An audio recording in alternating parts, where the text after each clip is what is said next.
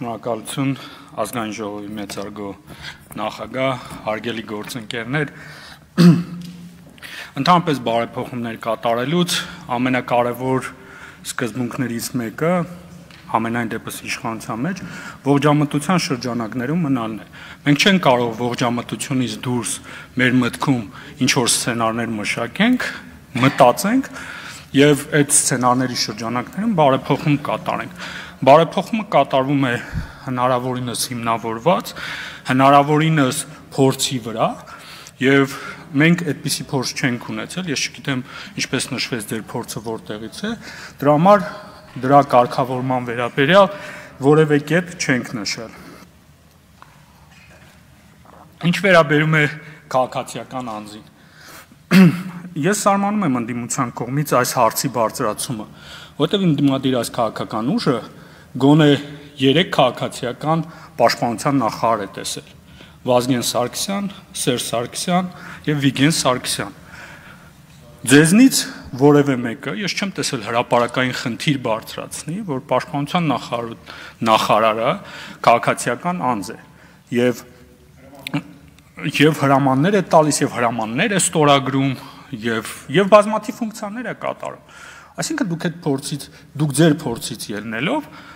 որևէ եզրահանգում չեք կատարել։ Հնարավոր է, այո, քաղաքացիական անձ լինի եւ քաղաքական եւ քաղաքականության մշակման մասով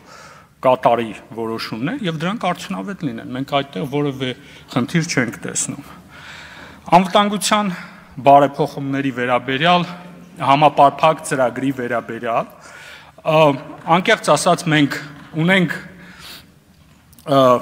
մենք բազմաթիվ քննարկումներ ենք կատարել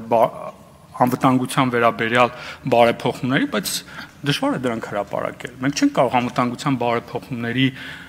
նյուանսներով որևէ հրապարակում կատարենք։ Մենք պատրաստ ենք քննարկումների։ Անվտանգության բարեփոխումների վերաբերյալ յուրաքանչյուր հարցի պատրաստ ենք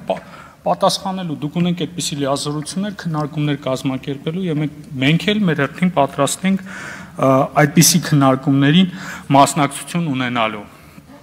Կրկին վերադառնալով սուպերվարչապետության հնարավոր թեզին,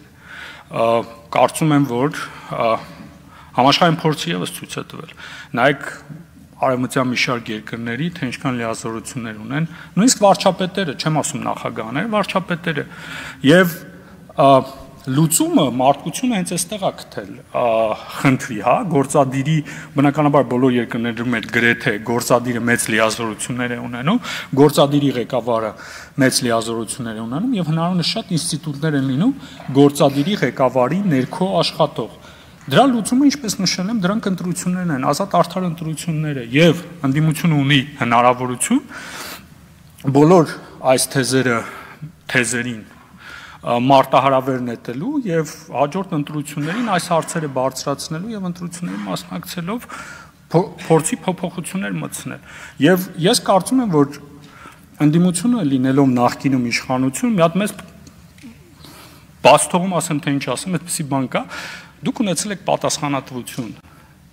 Այդ պատասխանատվության զգացումը շատ կարևոր է եւ այդ պատասխանատվության զգացման շրջանակներում վարքագիծ դրսևորելն էլ է